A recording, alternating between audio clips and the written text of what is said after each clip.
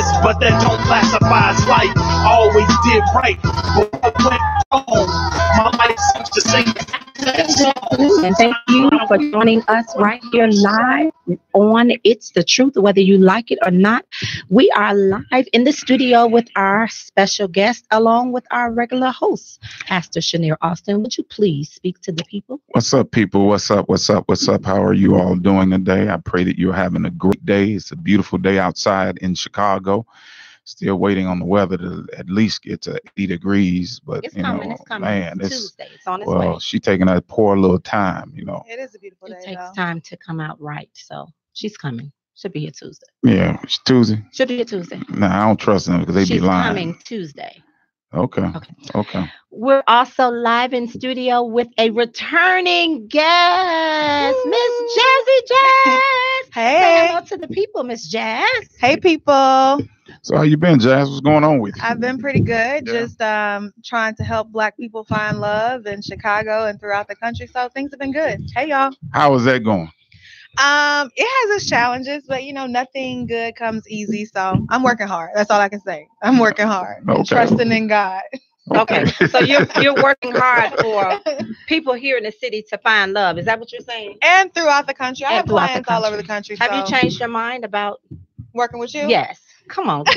Let's make it. Wait, let's meet afterwards. Let's meet out because I don't want you to say the wrong thing in front of my guests. I was just about to say. Let's meet afterwards.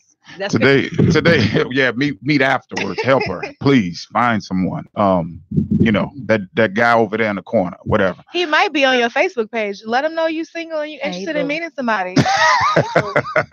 Hey, listen, we have an online guest today. We have a guest who's calling in. It's my good friend and my brother, the incomparable Pastor Terrell Edwards. Say what's up to the people, Terrell. Hey, can you turn this mic up? What's going on, man? How you feeling, brother? I'm good, man. Just glad to be on. Glad to be call in and be a part of this show. Good. Can I vent before we get started? Brother? Go ahead. I'm just trying to figure out why you're not an in-studio guest. Are you acting funny? I had my cut up on my sleeve. Say it's a long story, bro. Long story, huh? That's okay. I'll forgive you. We're coming in. Terrell was our revivalist a couple of Sundays ago, and I'm still looking for him. I have a bill I need to send him because he literally demolished my church, and I have some repairs that need to take place as a result of his preaching. And so, but man, it's good to have you online with us today, man. We thank God for you. Listen, we want to give conversation today to a very important topic, and that's the church in this millennial age. And is she being effective, or is she failing in her endeavors? I want to thank you once again for just being here and online to give conversation, recognizing is that there's a different breed of people who are moving in the church or responding to the church. And I think, in my personal opinion, the church is not doing a great job in trying to meet the need of these millennials, because that's a different age. And I know that you just started pastoring you've been preaching throughout the city all your life. Right. And so I was, you've been a pastor for forever without a church, but it's good that, you just recently started your church. Why don't you give us a little background on that? What's going on with you? Yeah, the Lord bless us. We just started new ministry. We're about 3.5 months old. Found the Grace Worship Center out in the suburbs, Park Forest, Illinois. 300 Westgate Drive in Park Forest, Illinois. And man, God's been blessing us. We're growing and attempting to be effective in this time. So it's been good. It's been absolutely great. And you're doing such an awesome job, I might say so myself. I am so proud of you. Thank you, Kenyetta.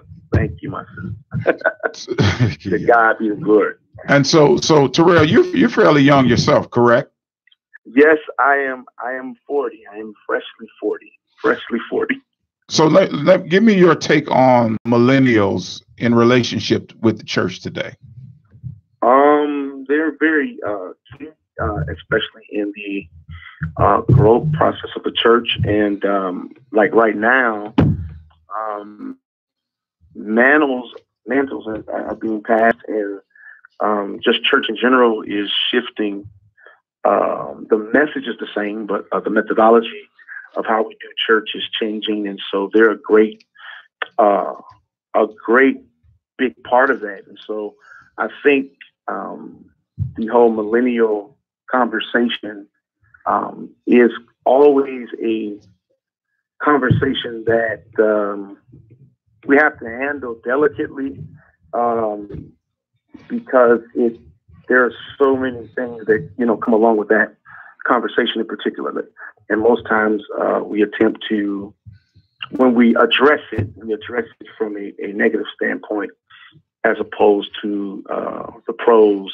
We focus more on the cons, but they are definitely a driving force behind today's church, just because of the times that we're living in. And say what you want. I think everything right now that what we're dealing with, for the most part, is a lot of what we've been taught from generations prior. It's being lost in translation, and so they're basically kind of fending for themselves, as opposed to really getting the message of foundation and structure that we were blessed to receive. They're not receiving that because, for various reasons. But, I think that is one of the major issues, that church for millennials, everything has kind of gotten lost in translation as to what is really the truth.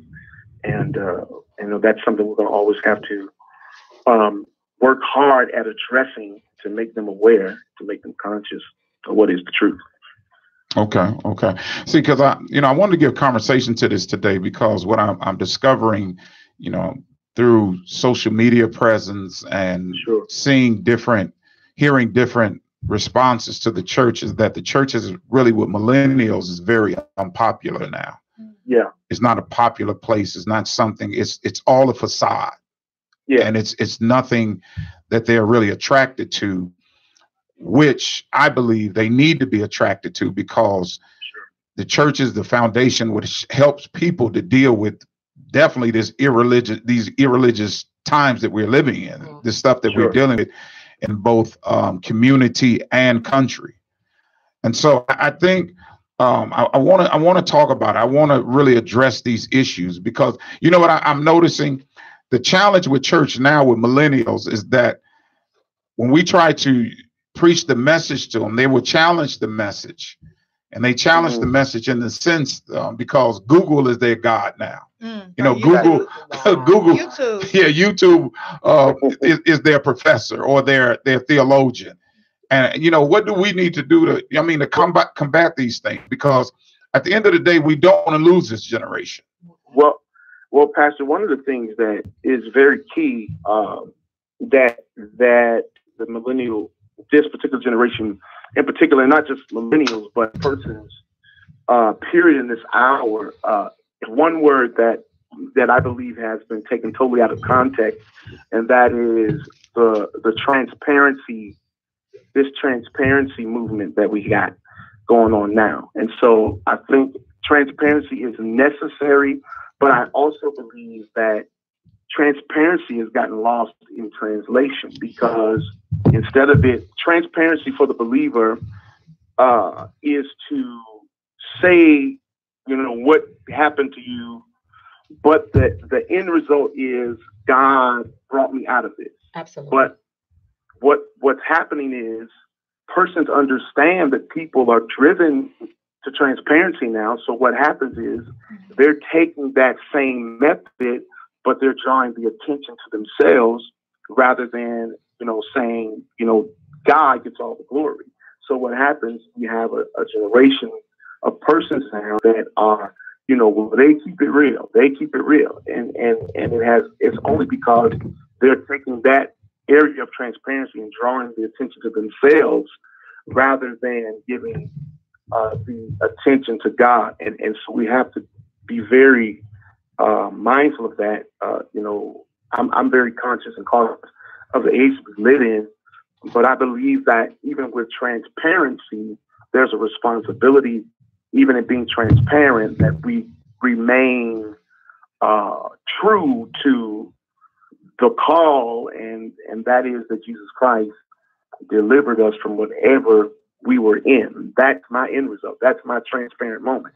I was this, but the Lord delivered me. You know what I'm saying? And I think until get that being sung all across the board, there'll continue to be those different, hiccups here and there. So, and people are brought to it. And unfortunately, and it's just on top of that, that's the time we live in. We live in a day of reality TV. It's driven by drama. And, sad to say, is like the more drama you present, the more people gravitate to you. So, it's like the times, but I do feel like the transparency piece has been mishandled and taken advantage of. Go ahead.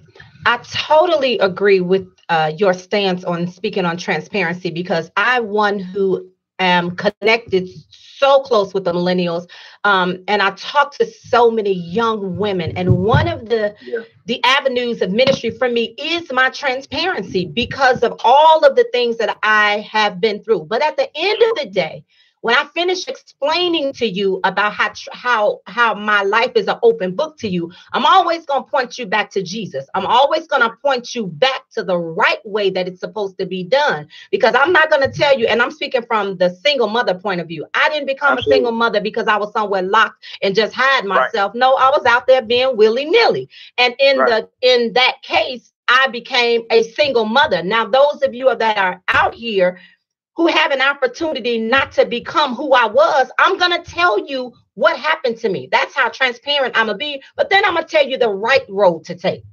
Right. And so hopefully you can learn from my lesson. I'm not going to just glamorize my story and make you think that it just happened so fabulous that this is okay for you. No, there was a struggle. I had to pay the price. I was convicted, and I had to answer to God for what I did.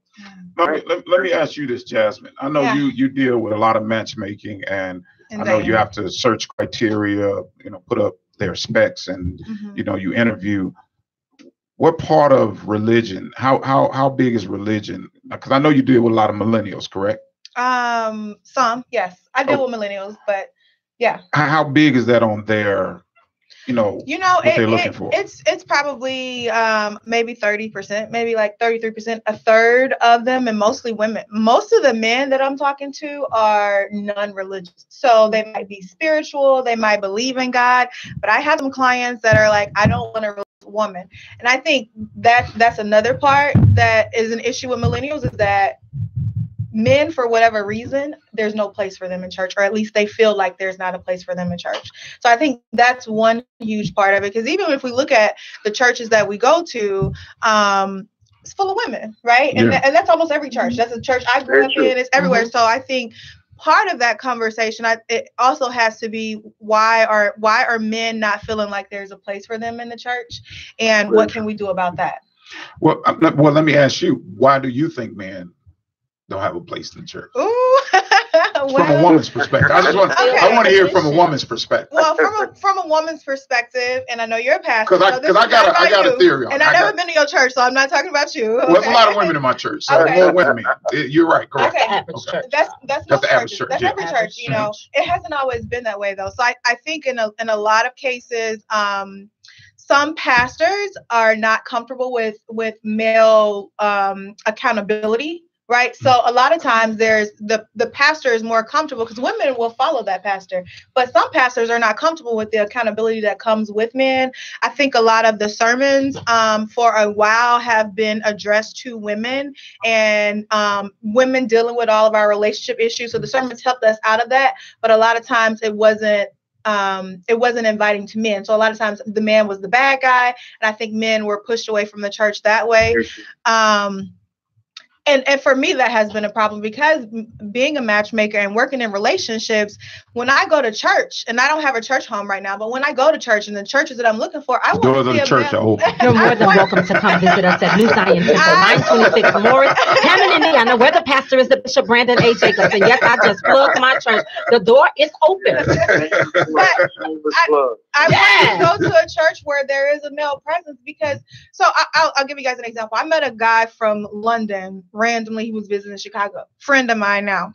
And he visited a couple of times. I said, why are you constantly coming to weddings? He said, because my church is an international church. So we have locations here in Chicago and we have locations in London. And part of what the church does is help create families, right? Right. And so I was wowed by that because here the church is not involved in trying to, you have all these single women that's looking for, a great Christian man. Why are churches not being a part? Because that's part of what we're supposed to be doing as well, right? And so for me, it's important that churches also have a male presence because I don't want to be one of another, 100 women all obsessed with the pastor because he's the version of all the time. he's the version of the good man that she's looking for, and he's the only one that she knows. So specifically in our community with all the issues we have going on, why aren't we putting energy into getting men in the church and making sure and asking them, why don't you feel like the church is for you? Well, it goes back to the whole thing I was saying about women today, how women being broken, men are broken, and women are really led by their emotions. And so women, they're in touch with their emotions. So anything that will help their emotions, fix their emotions, they're going to be part of it. Yep. That's why I can do a relationship panel and I can get a whole bunch of women there because they pack it out because they want to deal with their emotions. And the Black church is a very emotional place. It's an emotional place. Yeah. It's a place where we come and we express ourselves. We really, we shout, we dance, we praise the Lord. We're excited. We preach with fervor and all that stuff because that's an emotional place. So women are quick to gravitate to that. I believe with men are not in touch with their emotions. And so, and then men at some point, they're not in touch with their emotions. And so men still want to do what we want to do what we think, or like we were saying about the, that one show, which I'm not going to I'm not going to mention, but I ain't going to call him out either. But that whole thing, that's not they're giving a response about Black women, but it's all in their head. Void of emotions. Void of emotions, because if they had emotions, they would say, okay, no, this is the reason the Black woman is in the position that she's in, or women are in the position that they're in. So I believe that it's a challenge with men. And you're absolutely right. Let me say this first. You're absolutely right. I have a member in my church whose family came to my church many, many years ago. And she declares that to this day. She says that what inspired her is that when she showed up, there were a lot of men there, at that particular time. And so that inspired her. And so I understand that because women are looking for that emotional fix, and they're also looking for, hey, I want to find me a great guy, and go to church, That's part of being a Christian. We're supposed to, meet our compatible male Christian partner where he at. Yeah, exactly. And so, and I think that's part of my challenge, trying to get men to come to church, be part of church, and not be afraid to allow God to deal with their emotions. I mean, what do you say about that, Terrell? There are two things. You're absolutely right.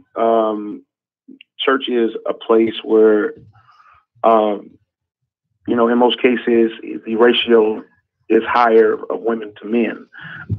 It wasn't always that way, but I guess, in these times, now, that is the case. I'll say one or two things. A man looks for, whereas women looks at something totally different. A man looks at consistency, and then a man also looks at what's around that past, if that makes sense. Yes. They look at more because, by nature, the man is the coverer, he's the protector.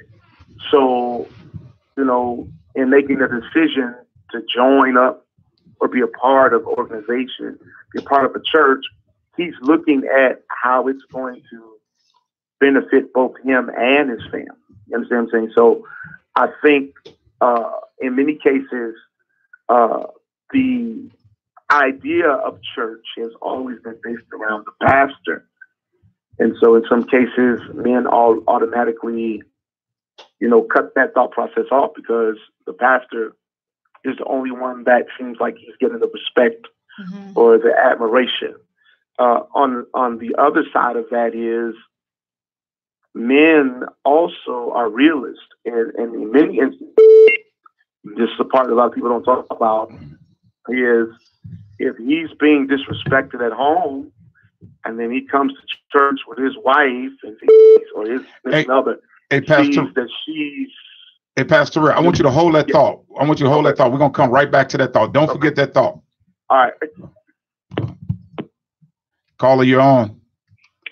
Hello. Is Danielle Mitchell. I am calling because I was listening to Jasmine on her Facebook Live. And Hey, Danielle. Hey. So this is the reason that millennials like myself have an issue with the church, right? We have been raised in the church, so we know not to be hoes, right? We know hoeing is wrong. And if I have another one of those sermons, like, I really want to have that whole thing stop. There's a big group of people that know not to have children until we're married, to look for certain things. So what we're looking into is that the letter J wasn't created until the 16th century. What part of the Bible is real and what part of the Bible has white supremacy written on it? We're trying to find that, and that's why we're going to Google and to YouTube and things like that. We know that Caesar Borgia is what the most widely accepted image of Jesus is, a false image in a white person, and someone that genetic have those false images in white Jesus all over, and no one is talking about that. And we see the side effects of imagery. We know image matters. We know why there's My Black is Beautiful campaigns and things like that, but it hasn't came into the church like it should, and we're frustrated. Well, Jasmine, let me share something. Danielle, I'm sorry, Danielle, let me share something with you. I am big on that. I teach that, and I truly believe I stand with what you're saying. I teach that, and you're absolutely correct, because especially when it comes to African Americans, that white supremacy has definitely took hold of the Bible and totally eradicated any form of black existence in the Bible, which is not true. Right. I'm one who stands and believes that Christ had melanated skin. I believe he was black. I believe his skin was of dark nature. And, as a matter of fact, I had a conversation with some of my white Christian friends, and that issue came up. And I told them, I said, well, because I always hear this on their end. It doesn't matter what color he was. But it does. But I said, if it didn't matter, why they change it? But no, this is what I said to him. That's exactly what I said to him. I said, well, if his color doesn't matter, why don't you take down a picture of a white Jesus and put up a picture of a black Jesus in your church? And they're not going to do that, because at the end of the day, image does matter. And for our people, there's this thing I wrote on called the theory of relevance and the theory of irrelevance. Anything that's relevant, you give life to, you nurture it, you put power into it, you take care of it. Anything that's irrelevant, you starve it and cause it to die. You treat it with contempt, and you don't allow it to grow and become. And so what happened with white supremacy in the Bible is that white supremacists said, okay, this is what we're going to make sure. We want to make sure that black folk don't know that they're relevant. Because if they start to believe that they're relevant, what are they going to do? Grow and multiply. They're going to continue to excel. So I agree with what you're saying. I think that the church is failing in that attempt, especially when it comes to truth. But the danger with that, what we have to do with millennials, is that you have to be careful, because as you begin to search out, Google becomes the God or the professor or the theologian. That creates a major, major problem for us handling the millennials, because now those who are preaching truth, those who are standing on the word of God, those who are being relevant and teaching the Bible from historical perspectives and all that stuff, theological perspective, it's challenged, because they're being overlooked because there are so many others that are not doing it. So I agree with you. And I think the other part, like if you think of the Bible Belt in this country and how they react to how insensitive they are to the issues that the Black community deals with, I think that's a contradiction, right, of it all. And so I think that's another reason why Black millennials are moving away from the church, because the representation of Christianity is oftentimes that make America great again person. We're like, that's our enemy, you know. So I think people push away from it that way. But I have a comment from Varun on my. Well, let me say this to Danielle before we go. Danielle, thank you so much for your call, for your input. We appreciate you. All right, you're welcome. And Have a great day. Looking, the African History Bible really got me to where I needed to go. Great, awesome. Thanks, Danielle. Have a great blessed. day. Pastor Real? Yeah. Okay, go ahead, Danielle. So comment, Jasmine, from Varun. Man, I'm all over the place. Black men don't like coming to church and hear a preacher tell women. He said, Black women don't like coming to church and hear a preacher tell women they don't need a man and all they need is Jesus. Well, who's saying that? Varun said, well, Varun, what church did you go to? Because that's not the message that pastors should be putting out. I think maybe he had a moment or something, but I just don't believe that is the actual message that is being presented from the pulpits. So I don't know what happened on that particular. Yeah, what's that? Her name? Because I need Jesus, but Jesus. Varun. Go ahead. Oh no, yeah, no, that's just not true. Yeah. And I think that I need Jesus, but and you need a man in the flesh. I'm not. Listen, I need the real word made flesh for real. Right. So Pastor Real, continue with your thought. No, I was just saying that men look at a series of things, and I think that again, they look for what's around the pastor. They look for how they feel like be a part, and if that is inviting. From a real man's perspective, and if it's not a lot of fluff, because no man wants to be fed fluff. They want something with substance. They want something that is going to be life changing for them. Something that they will be willing to invest in and believe in. And like I said, on the flip side of that, you also have to weigh in on the fact that if he comes to church and his spouse or his significant other is singing praises there and not respecting him at home, right? It turns him off automatically. He doesn't even really take an opportunity to even see if it will work for him, because his wife is presenting something totally different at home, and so he's turned off when he comes already, because of what's happening at home. So now let me say this: the millennials we're in this new civil rights era. This new civil rights movement is taking place. Black Lives Matter. Yeah, Black Lives Matter movement and all types of stuff, and we're seeing a new genre and generation of activists that are rising up. And I've noticed even here in Chicago there is contention with the activists out. Let me use Chicago. Let me say Chicago. This is my context. There's contention with the church and the activists that are in the streets today for good reason. Why you say good reason, Jazz? Because historically, and I'm not going to call any pastors' names, but historically, a lot of these politicians have been able to get access to people who are not educated on policy through the church. Right? How many? We're in election season, right? Watch the churches that Rami Mayweather comes to. Do you think he doing, the pastors letting him in just because, or they're getting a little something from it? Pimping the church? You think it's been pimping? Absolutely. Pastor Terrell, hold on for one second. Hold on, don't hang up, bro. Hello, caller. Go ahead. Go ahead, caller. You on the air? Oh, how you doing? This is Go ahead. What's your name? Oh, how you?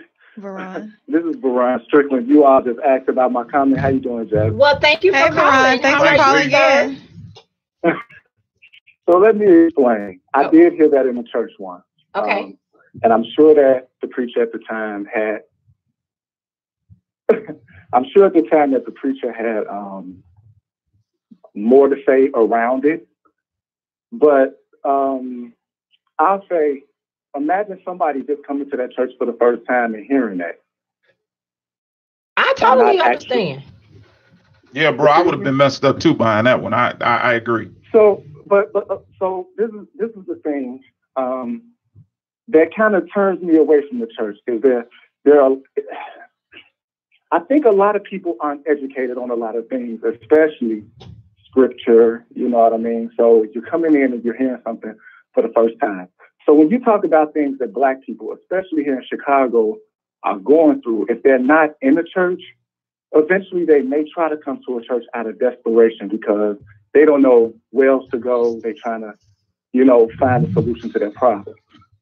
Okay. And you come in and you hear something like that, and it'll completely turn a person off because you may have a deeper message around it. But imagine, that'll be like the biggest thing that stands out to a person. Well, Veron, let me ask you this. Have you ever been to a bad restaurant before? Oh, yeah, definitely. What did you do? Either ask for my money back, and I'm the type of person, I'm sure Jasmine know, I won't go back. Right. So, but did you stop going to restaurants after that bad experience? I stopped going to that restaurant. Okay, to that particular restaurant. I want to share something with you, bro. This is real talk. I wish I could say that every church is solid out here. They're solid in doctrine, solid in teaching. They're absolutely not. And this coming from a pastor. They're not. Okay. But one bad church doesn't mean that all churches are bad. One sermon that you hear on erroneous teaching doesn't mean that every pastor is preaching false doctrine or something that's not true. I don't believe that. I would never say that. I mean, because I think priests, pastors from different denominations or whatever, you have some good apples, you have some bad apples. I believe that some people, that they have the best intentions, okay? But from what I see, you all spoke on white supremacy earlier. A lot of that is being, from what I understand, is, turn the cheek and the things that, what is being taught in church.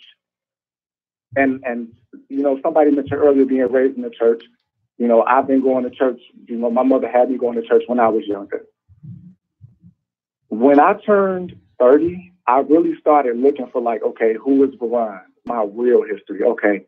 What I've been taught in school, what I was taught in college, this is it's a little shaky, and what I'm reading out of the Bible, that's a little shaky too. And then you put the negative media on top of it. Everything that's Black in the media is bad, it's horrible. So you start looking for truth. And then you go to church and you've been taught that this is the truth, but it's not, is it really teaching anything positive as far as Black culture? Where is the Black culture? Just recently, within the last 15, 20 years, I would go to a church and just now seeing people play African drums there. These churches with mostly Black people, where is the Black culture in it? I've seen more Black people celebrate more Black culture by going to see the movie Black Panther than I've actually seen in the church. Well, listen, like I said, I brought, and I don't want to take up all the time, but I do want to encourage you that there are churches out there. There are pastors who are really helping our people see who we are in light of who God is. And we're dealing with the whole culture aspect because, like I said, I agree with you. We've been eradicated out of the Bible through white supremacy when we are actually there. So there are pastors who are sticking to that. I'm one who believes in that because, like I said, I pastor an all-Black church. And I see some of the issues that we suffer from in our community, right in our church, in my church. And so I have to address those issues by helping us understand how relevant we really are. And so I agree with you, man. Listen, thanks for your call, brother. He said, what's the name of your church? Oh, my name of my church is New Israelite Baptist Church. Okay, now quick question. We just had elections and we have elections coming up. in your church, do you all teach any political education, any financial literacy? Well, I teach. Yeah, we teach on financial literacy. When it comes to politics, let me say this: my stand on politics. You'll lose your status. I don't get off into politics. I'm gonna tell you why. God has called me to be a pastor, not a politician. Absolutely. I think politics are very. I don't even allow politicians to come and do any politicking in my church. Yeah. Like I tell them, like I had a politician one time say, "Can I come to your service?" Through one of my members, and I told him, I said, "Yeah, tell that person they can come, but they're coming for worship service. You're not getting up and trying to encourage people to come vote for you. None of that. Honestly, I don't do any of that because I think that now, do I deal with social issues? Am I a social justice preacher? Absolutely. And so I inform my congregation on what's going on out in the community.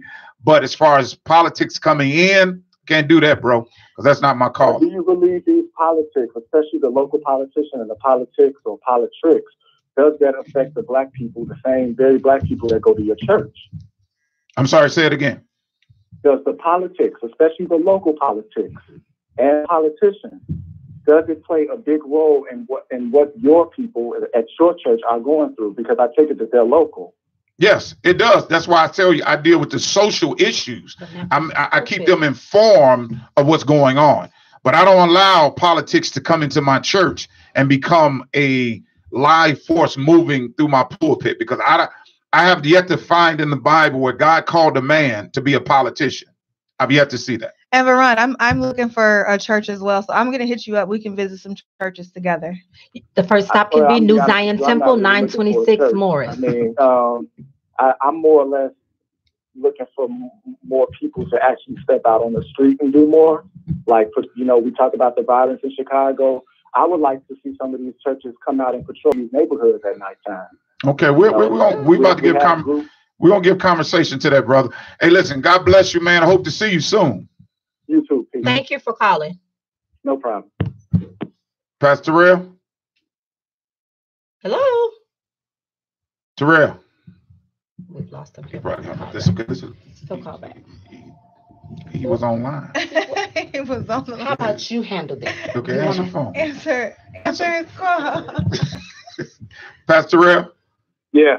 My fault, bro.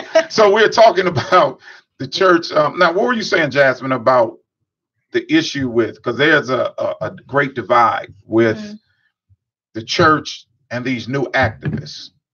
What do you see the problem is? I'm not an activist, right? But I care a lot about what's going on in our community, and I talk a lot about that. And I'll tell you, just my ear to the streets, the political streets, I've already been told Rahm Emanuel is going to be mayor, and he's already making his way with these pastors, and will definitely they'll be using their influence to get him reelected.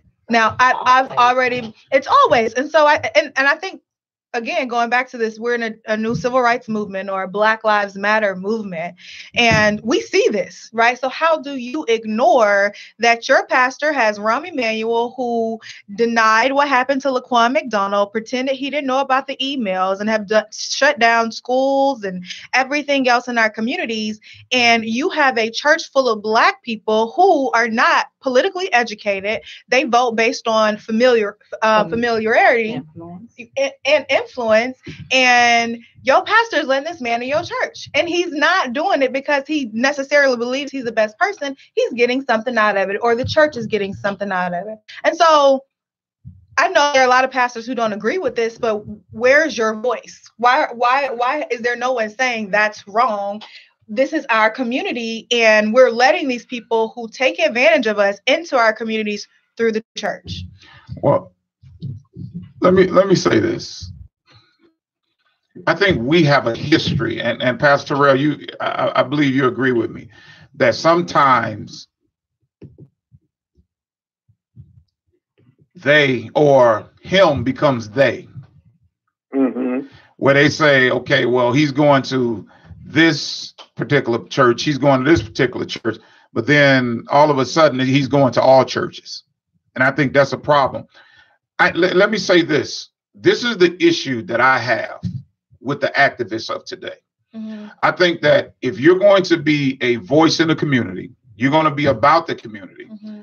I think one of the greatest models that you can look at is the Obama model of leadership. When I say the Obama model of leadership, no, listen what I'm saying.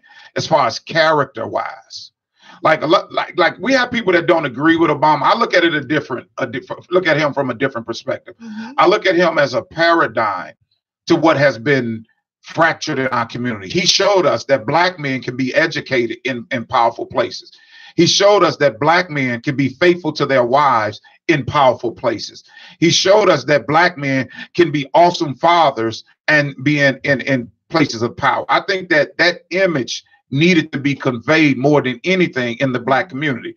I tell people like this: when he walked into the White House, he didn't walk in, he walked in as a politician. He didn't walk in as a pastor or a preacher. He walked in as a politician. Now, the problem I have with the activists of today is, one, lack of education. If you represent me and represent my people in my community, I need you to be educated, because I need you to give a intellectual response to all of this that's going on out here. I don't need you just coming off your hip and then your character in front of the camera. I need you to say, hey, listen, just because you jump in a march, you know, you in a march with people, you doing this, you saying this, I'm a voice out here, but then you cussing folk out on social media. It's definitely some immaturity going on within the activists. Yeah. I think this is the divide between the two communities, right? Previous generations, previous civil rights movement was more about not necessarily structure, more structure maybe, but the appearance, right? So the appearance, we need to talk a certain way. We need to walk a certain way. We have to do I think they call it the Kingian approach now, the Martin Luther King approach, where it's like, you know, non-violence approach. I think this current generation is more about, we don't care how you feel about how we talk. We don't care how you feel about how we dress. We want change, and we want it now, because we waited all of this time for this change, and we're no longer going to go through it the way that you tell us to do it. Because here's the reality: the African American community is responsible for who becomes the next president, and a lot of the things that happens in Chicago because of our population. So, for example, and I'm not going to get too much into politics, but Chuck Todd just talked about on MSNBC the other day that if Democrats don't get Black people to come out in the same numbers that Black people voted for Obama, they can't win, no matter how much people hate Trump. Same thing happens in Chicago. That's why they spend so much time and energy here in the Black community. So I think the younger generation is saying, you need us to get these offices that you then go and use and take to your community, and you don't think about us.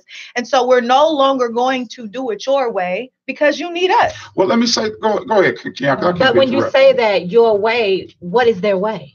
I think, is their way being effective if we keep repeating this cycle over and over again? So I think there are some changes being made, and I know some of these activists in Chicago are absolute mess, right? Some of the ones that are most vocal are an absolute mess. Absolutely. Absolute mess, right? But I think... Can we call names? No, I'm just like, go ahead. No, we can. Go ahead. Put you in seclusion. Put him, lock him up. I ain't scared. No, go ahead. But that being said, I think these activists are now saying, you know, again, your way was, wait a little bit longer. That's what the Democratic Party has been doing to the Black community. Just a little bit longer, wait a little bit more. But then when it's time for election time, what you do? You come straight to us, and then you tell us 4 more years later, wait, not you. They didn't tell the LGBT community that. They didn't tell the Jewish community that. They don't tell other communities that. So I think the Black people, the activists now are saying they already deal with the struggles that come with being a Black person in America anyway. You don't really have much to lose. So we're not going to talk the way you want us to talk. We're not going to dress the way you want us to dress. We expect you to give us our piece of the pie, because we're responsible for putting you in office. And if you don't do that, we got problems. Well, what the millennials have to understand, and Pastor Sorrell, do you agree with this, that, you know, and I'm big on this, character does matter. If you don't have the character to stand up, like if you're going to be a leader in our community, because watch this now. See, there's a double-edged sword here, because then they'll say, oh, if the pastor is not showing the right character, oh, he's not showing the right character. It's a problem. So I expect, this is the problem I have with activists. This is why I don't, certain things, I don't, because I believe in this. Everyone has an assignment. Yeah. Everyone was created with an assignment.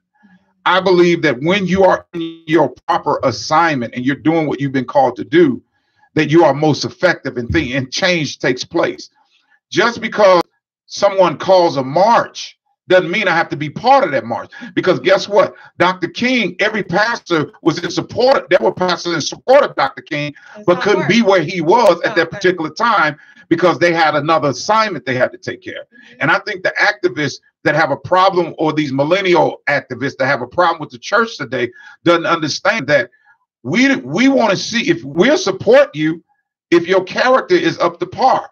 We need you to come with an intellectual approach. I respect that, because you're the church. Yes. And so the church has to be representative of Christ, and you should follow things that are Christ-like. But even in the community now, let me tell you what I'm seeing in the community now. Mm-hmm. Like I'm not gonna say his name. Like this one particular activist is now running, and I'm hearing in the community they say, we're not going to elect him to be our mayor of Chicago. He doesn't have the character. He doesn't have and this is outside of that. Yeah. But no one, and see, and another thing about millennials that I'm understanding, that they are wild in nature. At some point, they have to understand that everything needs some form of guidance or accountability. And if there is no level of accountability there, if there's no level of guidance there, where there's no law, there's no order.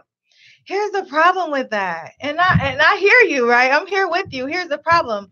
And I don't want any activists from the past to take this the wrong way, but it hasn't worked.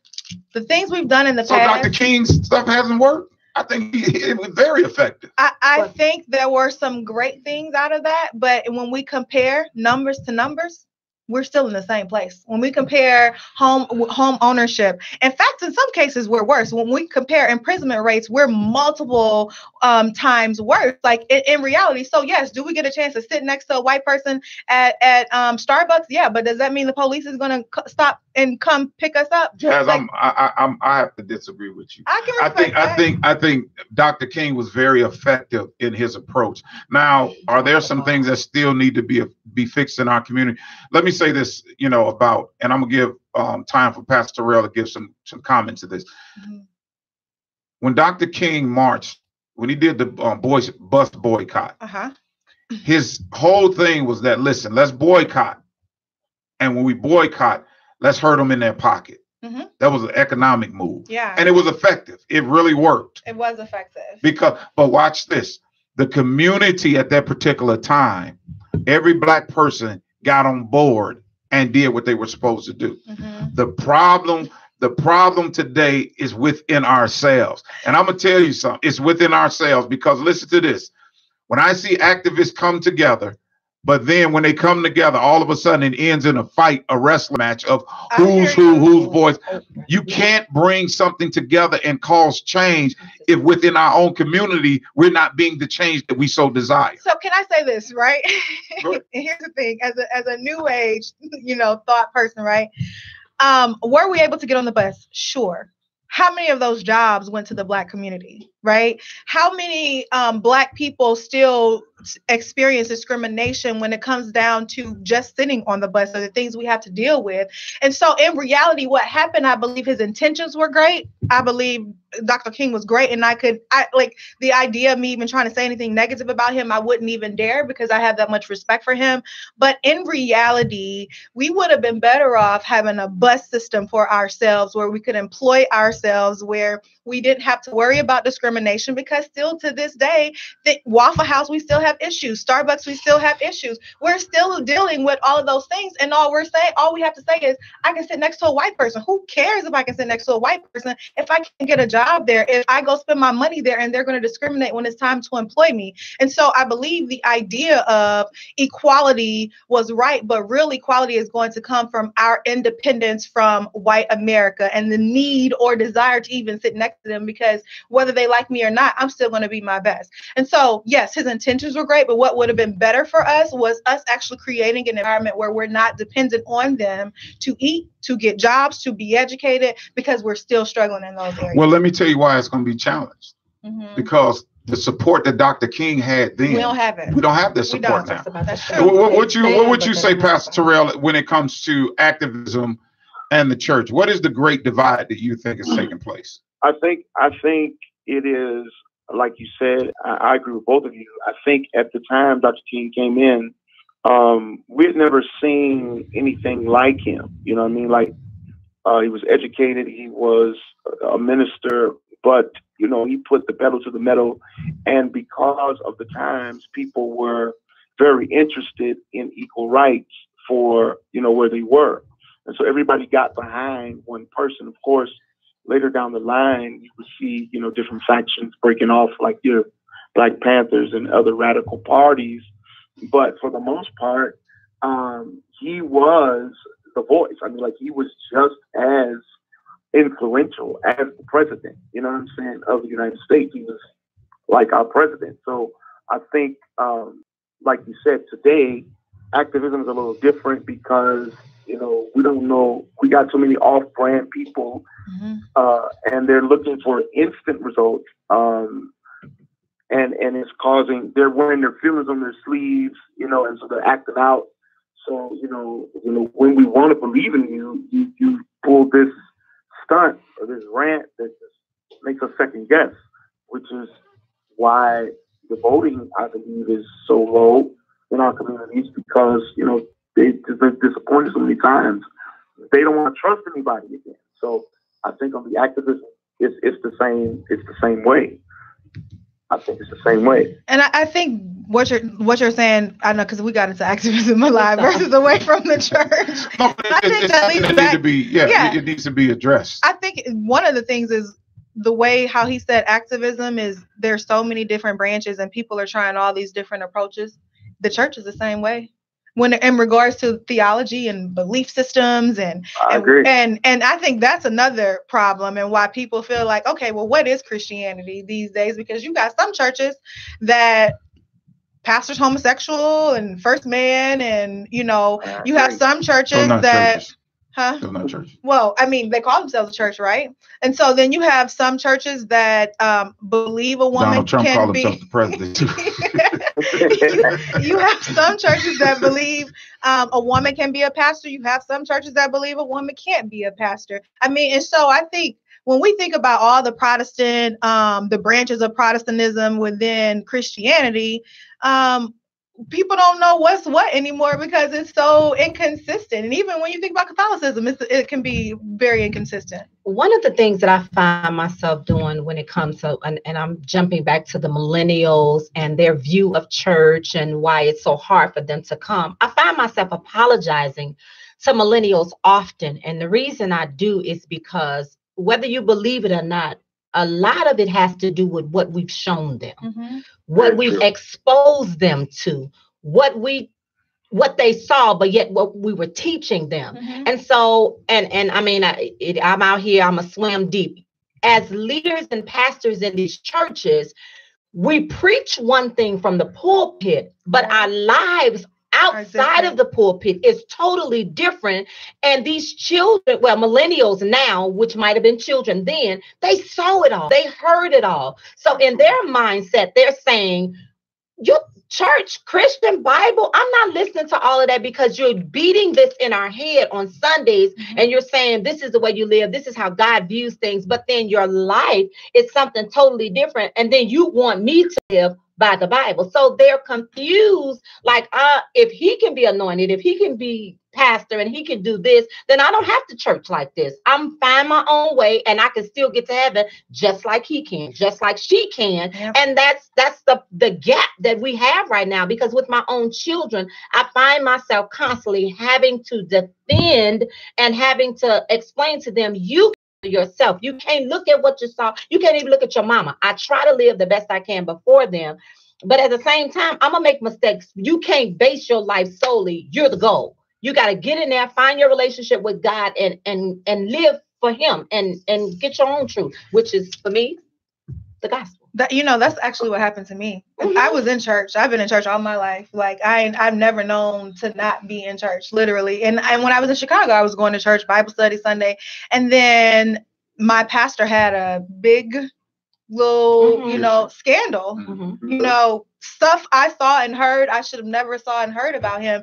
I've been, paying my tithes, donating to the school we were trying to build and all that stuff. And then I realized some of the things you were doing with the money was going to your girlfriend on the side. you know? So for me, I was like, and I still believe in Christ. I'm a follower of Christ because that's who my relationship is with. But I can't just go be up under anyone's leadership anymore. And that's what I'm saying. We, and I'm gonna go back to the generation before us. And I said this to somebody before. My grandparents never let me see what we exposed that generation to. Mm-hmm. So if there was some flaws in our leader, our pastor, and because they weren't perfect, we did not make this acceptable in our eyesight. So now we have allowed the millennials to see this against the Bible and so many words say it's, you know, because it's you, it's okay. He make mistakes, but you can't keep making the mistake year after year after year after,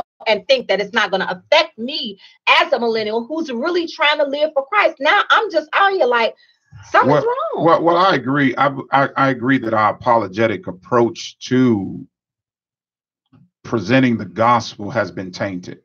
Because when it comes to apologetics, there are three aspects to it. There's the proof part of it. There's the offense part of it. Then there's the defense. Because 1 Peter 3:15 says, give a reason for the hope within. And so when it comes to proof, if you want to, I do believe we failed the millennials in that because we're in this show me state generation. You know, the millennials are like, you got to show me. And so they want to see the proof that God is in your life. They want to see the proof that God is, that he is who you say he is to us, that you're preaching to us, that you're living by it. So I agree. We have tainted our apologetic approach has been tainted in so many ways. We have failed people in that sense. And I have to you know, definitely apologize to the millennials on behalf of myself and many pastors who have done that. But we have to understand, there's one thing I want millennials to understand also is that God is different. God is amazing. There is, you cannot put the problem with millennials today, and this is another thing, they believe in logic. Right. They are very logical in thinking. It has to say 1 + 1 = 2. But when it comes to God, God is illogical in nature, in being. Beyond comprehension. It's beyond comprehension. So you cannot approach, the illogicalness of God, you cannot approach from a logical perspective. So you have to understand that God moves in different ways. His ways are, like I said, his ways are above our ways, thoughts are above our thoughts. Ways are not like our ways, his thoughts are above our thoughts. That sometimes he chooses strange people. You know, he chose Moses, a man who has abilities. He chose David, a man who would later on commit adultery, but yet he turned around and called him a man after his own heart. But prior to that, calling him a man after his own heart. He chose these apostles, Peter, a man who would sometimes let his mouth fly off and cut you at the same time. He would speak, you know. So he chose Paul, a man who murdered Christians, a murderer. That's the people he chose to be his leaders. So millennials, you all have to understand that he said, I've chosen the foolish things to confound the wise. And this is not a pass to pastors and leaders. It's not no pass of, well, I'm just like this. The reality is that you should progress in nature. You should get better. You should mature. You show me a perfect pastor and I'll show you Jesus Christ. Because that was the only perfect one. And so I think that we have to really educate. I think the problem, the disconnect with the church and the millennials is education, because that's what we've been hearing today. You know, spiritual education, cultural education, you know, relating to them where they are.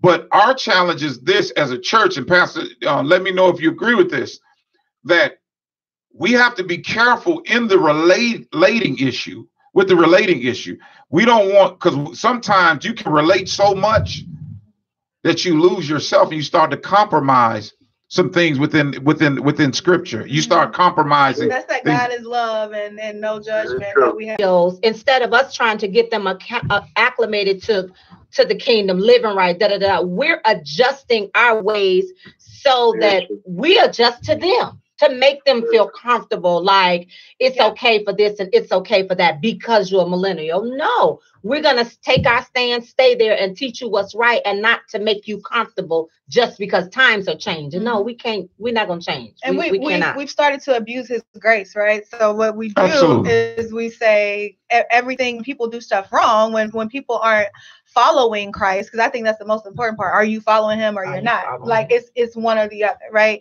And I think what we do a lot of times is we abuse his grace. And so we say, God knows my heart.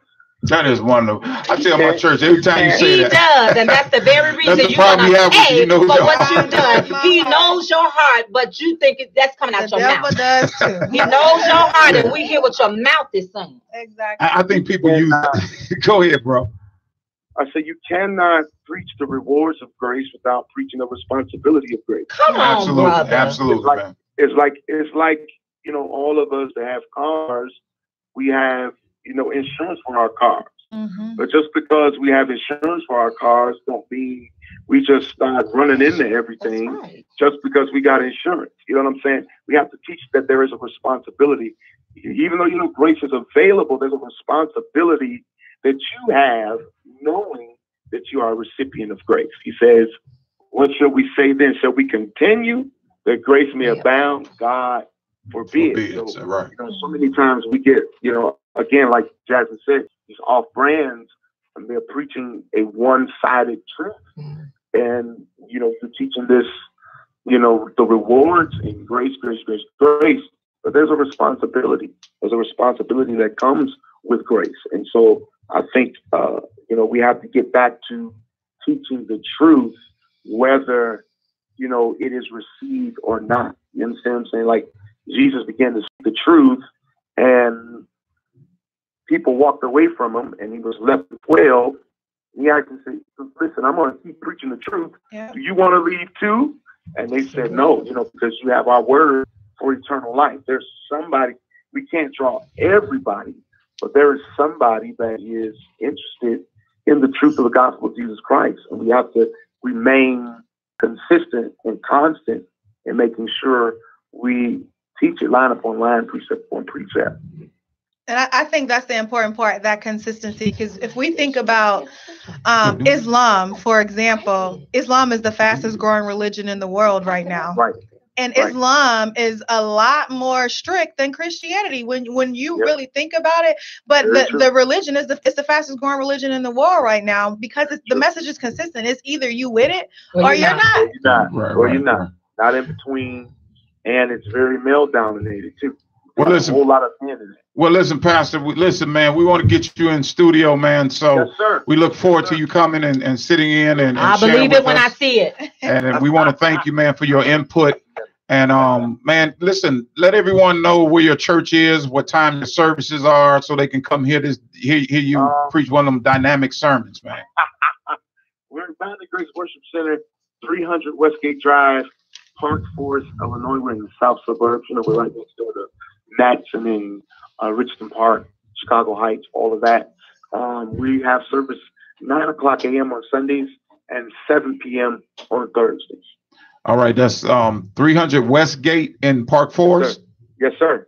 All right. I'm going to come check you out. I'm looking for a church, so I'm going to come check you out. Check us out, Jazz. And anybody else that's looking for a church, we're welcome to join New Zion Temple, 926 Morris, Hammond, Indiana, 46320, where the pastor is the bishop, Brandon A. Jacobs. You have options, 7:30 a.m. or 11 a.m. I'll see you guys on Sunday. Radio broadcast, the voice it is. So if you don't want to go to the suburbs, you can't make it to Indiana. Church gang banging now. You can come over to Chicago on the south side to New Israelite Missionary Baptist Church, 1625 West 75th Place. Man, we thank you, man. We thank you so much, and we're praying for you, brother. You're doing a great work, man. Keep it up and keep reaching those millennials and all that you can, man, for the cause of Christ, man. I love you, dude. Sure. Love you too. Love y'all. Have a great day. You too. Bye-bye. Listen, my closing words and final remarks is this. I'll say it in two parts. The church, I want to say this first to the millennials. To all millennials, I want you to understand that there are great churches out there. And there are bad churches out there. There are people who are not sound in doctrine and biblical in their approach. But don't let one church or maybe two churches kill your drive to discover truth, the truth of Jesus Christ. I encourage you to continue to search and look. There are some amazing churches out there that are doing amazing work, and that will definitely meet that need, whatever need you have. They will meet that need for you. And to our churches, I want to say this, that it's important that we understand the nature and movement of millennials, that we understand that they are people that are different in nature, different in thinking, different in dress. And we have to be not so strict or conservative not to be able to reach them. Jesus went to all. He dealt one day he was there writing in the dirt. There was a woman caught in adultery. He hung out with tax collectors and sinners. We have a responsibility. And our responsibility is to always preach Christ, but also to present Christ. Present Christ in a way that's so tangible that people know that truly the Lord lives and that he is the only and true living God. So we have a responsibility. And I just pray that that we will come together and meet this need, and this great divide will take place, but we'll all come and we'll be united and find. Yes, and we'll see you right back here next week at 12 noon. Tune in to It's the Truth, whether you like it or not. Thank you for joining on us. IntellectualRadio.com. Peace. Hi, But guys. that don't classify as life. Always did right, but what went wrong? My life seems to sing the same sad song. Sometimes when I'm weak is when I'm really strong. We've been endured for a night, but it seems long. Hurt, anger, now I'm leaving. Please God, hope that I'm dreaming. I know the face.